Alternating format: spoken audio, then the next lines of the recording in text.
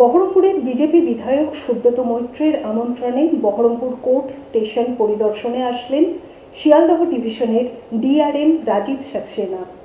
এদিন তিনি স্টেশন চত্বর ঘুরে দেখার পাশাপাশি বিভিন্ন বিষয় নিয়ে আলোচনা করেন। সুব্রত মৈত্র তার সামনে তুলে ধরেন বিভিন্ন সমস্যা।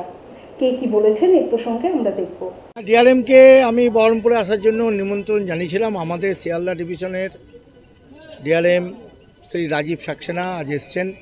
আমরা বহরমপুরের সমস্ত ভারতীয় জনতা পার্টি এবং সাধারণ মানুষ সকলে এসেছি ওনাকে বরণ করার জন্য।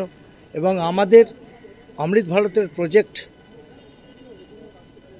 আমাদের বহরমপুর স্টেশনে লাগু হয়েছে।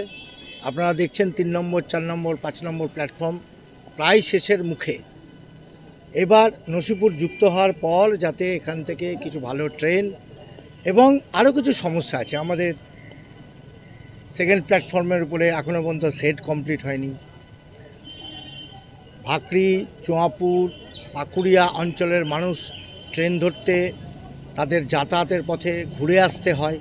তার জন্য যদি রেলওয়ে হসপিটালের পাশ দিয়ে একটি রাস্তাকে উনি অনুমোদন করেন, আমাদের এই লাইনে যে ট্রেনগুলো চলে সেখানে ইএমইউ ট্রেন বেশি চলছে। মেমু ট্রেন যদি আরও 2টো দেওয়া যায় তাহলে মানুষের সুবিধা হয়। কারণ ইএমইউ ট্রেনে এই 227 কিলোমিটার শিয়ালদা থেকে লালগোলাতে টয়লেট নেই। টয়লেট না থাকার কারণে অনেক বৃদ্ধ বৃদ্ধা এবং বিশেষ করে মহিলাদের ভীষণ অসুবিধার সম্মুখীন হতে হচ্ছে। এরম আরও কিছু বিষয় নিয়ে আমাদের আজকে ওনার সাথে আলোচনা আছে। আমরা একটা এই বিষয়ের উপরেও প্রতিলিপি ওনাকে একটা জমা দিব। উনি এখন ভিজিট করছেন, আমি দেখা করে এসেছি। এরপরে উনি সময় দিয়েছেন, সেই সময় অনুযায়ী আমরা ওনার সাথে দেখা করব। JD Hospital and Diabetes Institute, a multi-specialty hospital with care for life.